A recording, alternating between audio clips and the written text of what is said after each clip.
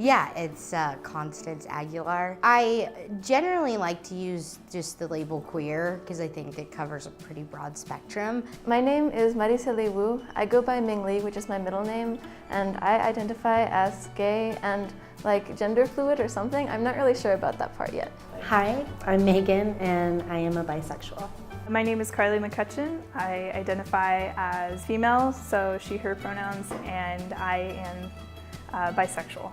My name is Andrew Zaninovich, and I identify first and foremost as human, and secondly as gay.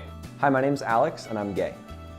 When I first realized my identity, I was probably, I was super young. I think I was probably kindergarten. I was 5, and I remember it super vividly as in my kindergarten classroom, and I think that I looked over at this girl and this just really strange, overwhelming feeling came over me. I was 14 years old, and a friend of a friend told me that they were interested in me when that didn't really bother me, and when I actually kind of found myself interested back, that's when I kind of realized, oh, this might be something that is actually okay with me. I saw this couple and saw how happy that they were. When I looked at that, it just kind of felt right. That's kind of how I knew at that point that I was gay. The first time that I came out, I was with my mom. I didn't really come out as gay, I just said I'm struggling with my sexuality.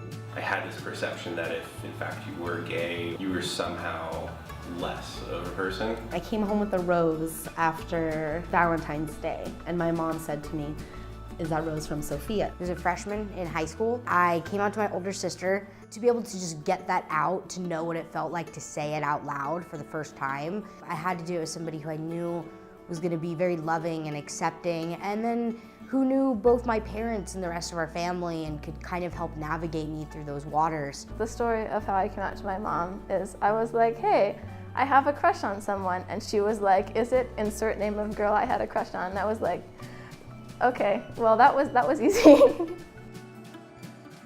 I think I was always really afraid that my first relationship, especially so young, regardless of who it was with, would kind of be invalidated because of my age. For so many years, I felt like I had to be careful about what I said or how I said it.